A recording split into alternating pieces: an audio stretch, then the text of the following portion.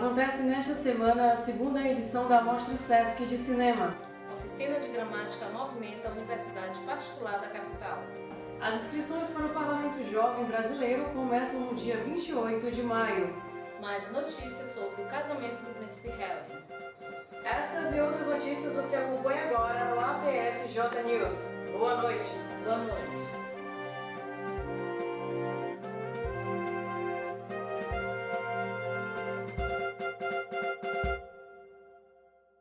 Você tem dificuldades para redigir? Foi pensando neste problema que uma universidade particular promoveu uma oficina de gramática para redatores. Veja a reportagem de Túlio Leite. Você já se pegou pensando em algum momento com alguma dúvida na hora de escrever? Quando deve escrever afim, junto ou separado? Se a vírgula é logo aqui ou no final da frase? E ainda existem os vários porquês. Porquê separado com acento, porquê junto com acento. Quando o assunto é regras, a gramática não brinca.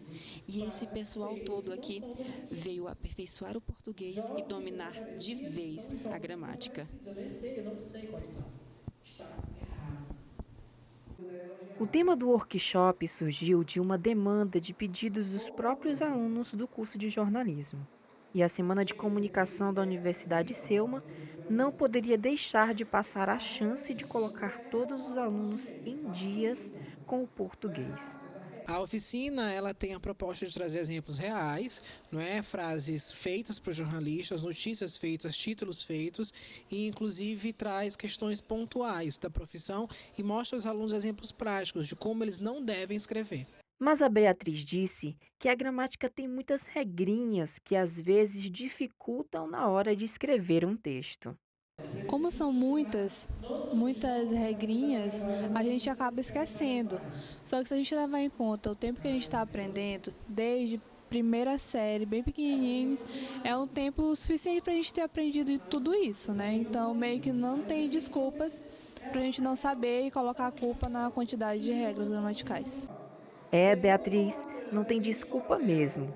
Mas ainda tem muita gente por aí que vive em dívida com a gramática. A oficina ela foi feita com base nos jornais O Pequeno, O Imparcial e Mirante. Todos eles cometiam vários erros, inclusive vários erros a partir do mesmo ponto, não é? Era um ponto em comum, por exemplo, o uso de artigo.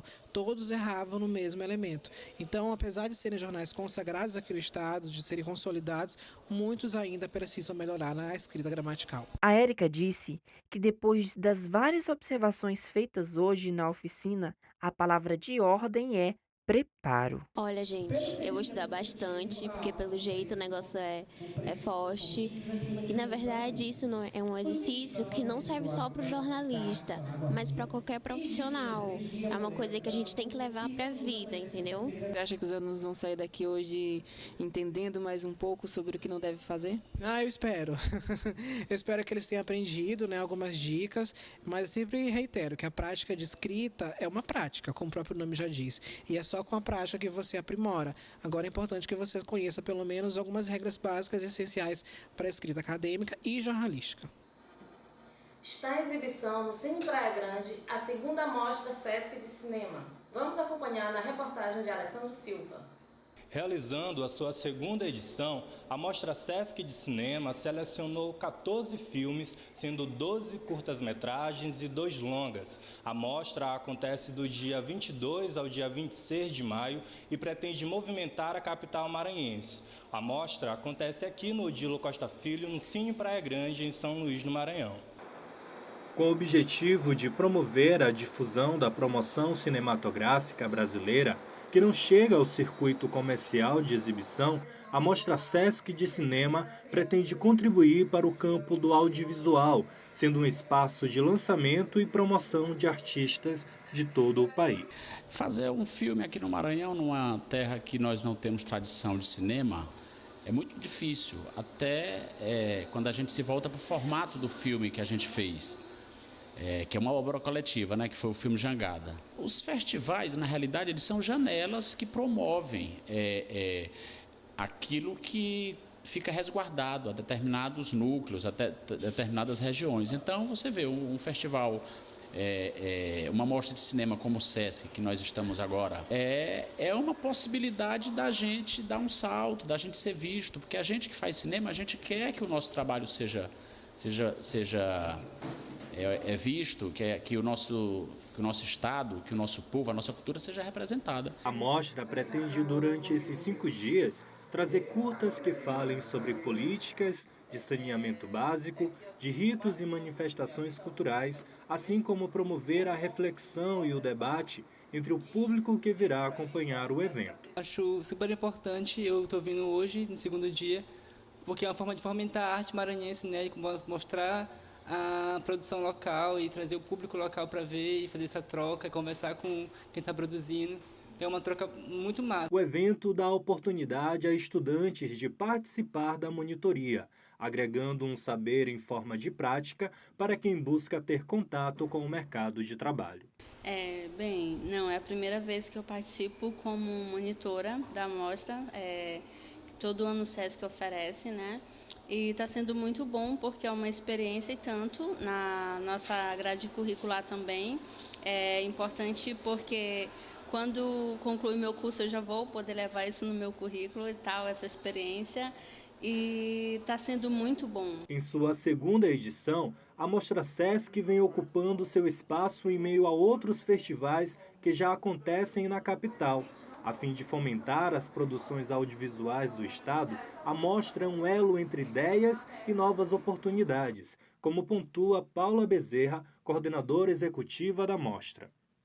O Programa Cultura do Sesc, ele abrange todas as linguagens artísticas. E dentro do audiovisual, já vinha se discutindo em âmbito nacional um formato de um projeto que pudesse ser um projeto também de circulação, um projeto de incentivo de âmbito nacional e que valorizasse as regiões e os estados. Então, a proposta é justamente essa, é trazer novos realizadores para a cena, trazer novos produtores, pensar como podemos estar nos inserindo nesse cenário, ampliando e incentivando cada vez mais esses novos realizadores. Os longas e os curtas-metragens passarão por uma competitiva local, onde os filmes selecionados serão direcionados à Mostra Nacional. Cada estado abre a inscrição a nível nacional das produções, realizada uma curadoria, uma comissão estadual das produções de cada estado. Cada estado pode indicar 4 curtas e 2 longas para concorrer pela região para a Mostra Nacional. E agora, Sâmia, vamos saber sobre a previsão do tempo? Vamos sim! Vamos agora acompanhar a previsão do tempo nas regiões brasileiras.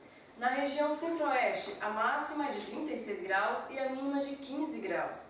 Já na região norte, a máxima é de 37 graus e a mínima de 20 graus. Já na região nordeste, a máxima está sendo de 37 graus e a mínima de 16. Na região sul, a máxima é de 32 graus e a mínima de 8 graus. E na região sudeste, a máxima é de 35 graus e a mínima de 8 graus. Vamos agora acompanhar algumas capitais brasileiras. Em Brasília, a máxima é de 26 graus e a mínima de 17. Em Curitiba, a máxima é de 26 graus e a mínima de 14 graus. E em São Luís, a máxima é de 33 graus e a mínima de 25.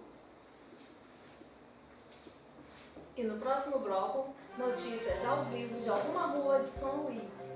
E mais, saberemos sobre o programa Parlamento Jovem Brasileiro.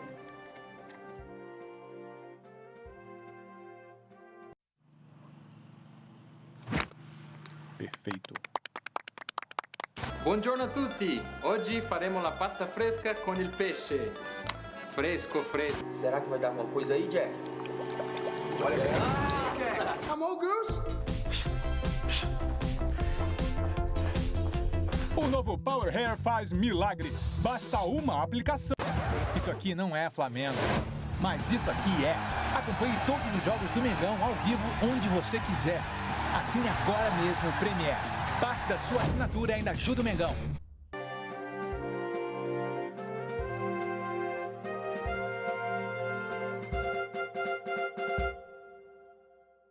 Estamos de volta e vamos chamar Túlio Leite, que está em algum ponto de São Luís. Olá, Túlio, boa noite. Onde é que você está? Boa noite, Jaque. Boa noite, Sâmia. Eu estou aqui na frente de uma das universidades de São Luís e por aqui as atividades estão bem limitadas. Os alunos foram liberados por causa da greve e está funcionando somente o administrativo. Tudo isso porque a gasolina não está chegando nos postos aqui de São Luís e a frota de ônibus está reduzida ao meio, né? Então, muitos alunos não vieram e os que vieram aqui até hoje vieram para resolver algum problema administrativo, que é o caso da Thalia. A Thalia veio aqui hoje para resolver um problema que não poderia ser deixado para outro dia, não é? Então, a gente vai conversar um pouco com ela. Thalia, quanto tempo você demorou para chegar aqui hoje? Bom, eu moro um pouco longe, mas eu demorei mais de 1h30 para chegar por conta da diminuir as frotas de ônibus.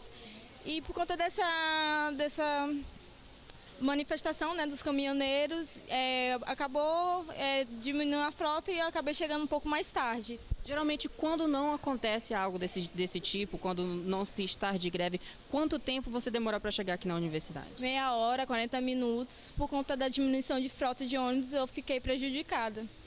Como vocês puderam perceber, por aqui a cidade anda num caos, né, que geralmente não se vê, não é? Então, as pessoas demoram mais tempo para chegar nos locais que geralmente chegavam com um tempo muito inferior, né? É com vocês, Jaque, Sâmia. As inscrições para a 15ª edição do Parlamento Jovem Brasileiro começam no próximo dia 28. E para falar sobre o assunto, trouxemos aos estúdios Arão Salatiel, que foi um jovem parlamentar ano passado. Olá, Arão, boa noite, seja bem-vindo aos estúdios. Olá, boa noite, eu que agradeço pelo convite. Boa noite. Arão, o que é o programa Parlamento Jovem Brasileiro? Então, o Parlamento Jovem Brasileiro é um programa realizado pela Câmara dos Deputados que tem como objetivo permitir aos estudantes de ensino médio terem uma vivência do processo democrático, aprendendo durante uma semana e durante também o curso que é realizado modo ensino à distância, um pouco sobre como funciona o processo legislativo, sobre votações, debates, realmente vivendo como se fossem deputados federais. E qual é o período e como é que se faz a inscrição? Então, as inscrições já iniciaram e vão até o dia 28 de maio, e para se inscrever, os jovens devem estar no ensino médio, do 1º ao 3º ano, e devem escrever um projeto de lei de sua autoria, que deve ser novo, não deve já haver um projeto que tenha algum tema, algo relacionado. E para se inscrever, eles precisam criar um projeto que fale sobre alguma situação no Brasil, sobre algo que os jovens gostariam de mudar, sobre algo que os jovens gostariam de criar, seja na sua comunidade, seja na sua escola, seja a nível de Brasil, ou também podem produzir, além do projeto de lei, uma proposta de emenda à Constituição, que é alguma alteração em uma lei que já existe. E sobre as despesas em Brasília, fica a cargo de quem? As despesas são todas custeadas pela Câmara Federal, que banca desde a ida, seja qual for a cidade do Brasil, até a Câmara dos Deputados em Brasília. Todos os dias no qual os jovens deputados eles passam lá também é custeado pela Câmara dos Deputados. Então, todos os custos eles são assegurados para justamente permitir que todos os jovens do Brasil tenham acesso a esse projeto. E como é que é o processo seletivo e quantos estudantes são selecionados por estado? Então, a quantidade de jovens selecionados por estado é proporcional. No total, são selecionados 78 projetos e, por exemplo, no Maranhão, são selecionados 3 deputados, porque é proporcional ao número de deputados federais que realmente existe na Câmara dos Deputados, que são representantes do Maranhão. E, inicialmente, tem um processo seletivo que seleciona os 12 melhores projetos. A SEDUC, a Secretaria Estadual de Educação, realiza esse primeiro fichamento dos 12 melhores projetos, envia para a Câmara dos Deputados, e a Câmara dos Deputados analisa esses 12 e seleciona 3 que irão representar o Maranhão no Parlamento Jovem Brasileiro. E nos conte sobre o projeto de lei que você apresentou. O meu projeto visa levar uma contribuição para as comunidades de todo o Brasil, a partir do momento em que os estudantes eles receberiam um investimento conjunto das Secretarias de Educação estaduais, juntamente com o Ministério da Educação, na forma de investimento, e esse investimento ele seria justamente para que esses estudantes eles conseguissem fazer um curso conseguindo mapear os problemas da sua comunidade e após isso que eles conseguissem de forma conjunta novamente elaborar uma proposta para solucionar aquele problema. Então, é justamente que os alunos eles começassem a ter uma participação maior na vida da sua comunidade e assim que eles conseguissem contribuir cada vez mais de forma mais massiva para os problemas que hoje a gente encontra que são muito grandes e que muitas vezes os jovens eles não têm ciência porque a participação deles fica um pouco isolada. Embora muitos deles tenham a vontade de participar, mas não tenham o conhecimento necessário para desenvolver algo voltado para aquela área específica. Muito bom. E o que te levou a se inscrever nesse programa? Você tem pretensões políticas? Bem, eu não sei se eu tenho pretensões políticas, eu acredito que não é a minha prioridade, mas eu acredito que todos nós, de dada forma, a gente tem uma responsabilidade política a partir do momento que a gente sabe dos problemas que a gente passa na nossa realidade. Então, o que me levou a fazer o projeto foi querer fazer a diferença, porque hoje em dia a gente sabe que a maioria dos projetos e a maioria das oportunidades são muito voltadas para a região sul e sudeste do Brasil. Então, uma oportunidade de conseguissem levar jovens do norte, do nordeste para representar e para levar realmente uma diferença e para conseguir colocar na pauta nacional problemas das regiões mais escassas do Brasil, para mim era algo muito interessante. Então, eu queria um pouco representar a minha cidade, representar o meu estado e também representar os jovens de diversas regiões que só precisam de um pouco de oportunidade para potencializar o conhecimento que eles têm. Agora, para encerrar, fala pra gente como foi a experiência de representar o seu estado. Então, a experiência foi muito relevante, eu acredito que foi uma das mais importantes que eu já tive, porque lá a gente teve um conhecimento de mundo que é surreal, a gente convive realmente com aquelas pessoas, com todos os assessores de deputados, a gente aprende a fazer coisas que eu acho que a maioria dos jovens ficam até impressionados, por exemplo, análise orçamentária, análise de adequação financeira, análise de mérito, análise de constitucionalidade, todos esses cursos a gente aprende para poder realmente ter uma preparação e para que a gente possa analisar os projetos, porque o que acontece? São 78 projetos e esses 78 são distribuídos para os jovens deputados a fim de que, por exemplo, eu, enquanto jovem deputado do Maranhão, possa ser relator de um projeto, por exemplo, de um jovem deputado do Rio de Janeiro. Então, eu vou fazer toda a análise do projeto, vou fazer o fichamento do que eu considero que seja importante, de alguma mudança que eu acho relevante que seja feita, e a partir daí, a partir da relatoria do deputado, é feita realmente a votação. Então, a gente tem uma experiência incrível, são dias que a gente conhece as realidades de todo o Brasil, são 78 jovens que estão inspirados, querendo mudar algo, e que têm uma vontade muito grande de conversar, de saber o que está acontecendo. E conhecer Brasília também é uma experiência muito boa, né? Então é isso, foi muito especial. Muito obrigado por participar do nosso programa, Arão. Eu que agradeço. Desde já eu convido e peço para que todos os jovens eles possam se inscrever, que é uma oportunidade incrível, eu tenho certeza que vai fazer a diferença na vida de todos que participarem. Obrigado. Obrigada. Vamos chamar nosso correspondente internacional, Alexiane, que acompanhou de perto o casamento do príncipe Harry. Olá, Alex. Boa noite. Boa noite, Alex. Está muito frio aí? Olá, Sâmia, Jaqueline, bom dia. Aconteceu neste sábado o enlace do 6º da linha sucessória do trono britânico, o príncipe Harry, com até então a atriz americana Meghan Markle. Acompanhem conosco a cerimônia de casamento da família real. Pouco menos de 6 meses após o anúncio do noivado, o príncipe Harry e a atriz Meghan Markle sobem ao altar no castelo de Windsor. O casamento real aconteceu ao meio-dia na Inglaterra, 8 horas no horário de Brasília, e reuniu 600 convidados, entre as figuras mais importantes da monarquia britânica, como a rainha Elizabeth II, o príncipe Charles, o príncipe William, familiares de Meghan e amigos dos noivos. O casal passou a cerimônia quase toda de mãos dadas. A cerimônia teve diversos momentos emocionantes, como o sermão do bispo americano Michael Curry e a versão da música Stand By Me, cantada por um coro gospel.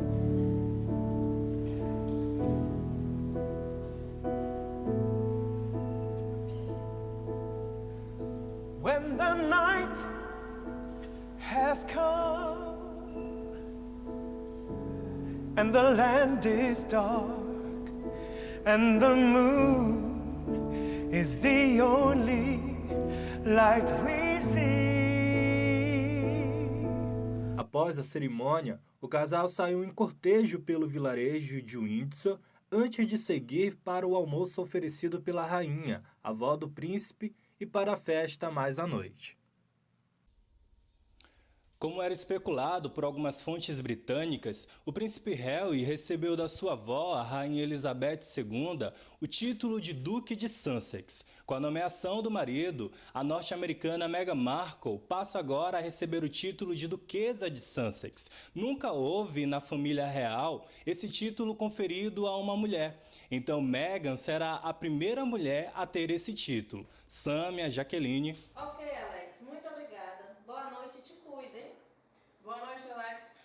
Essas foram as notícias do seu jornal ATSJ News. Para rever as matérias, acompanhe o nosso portal e as nossas redes sociais.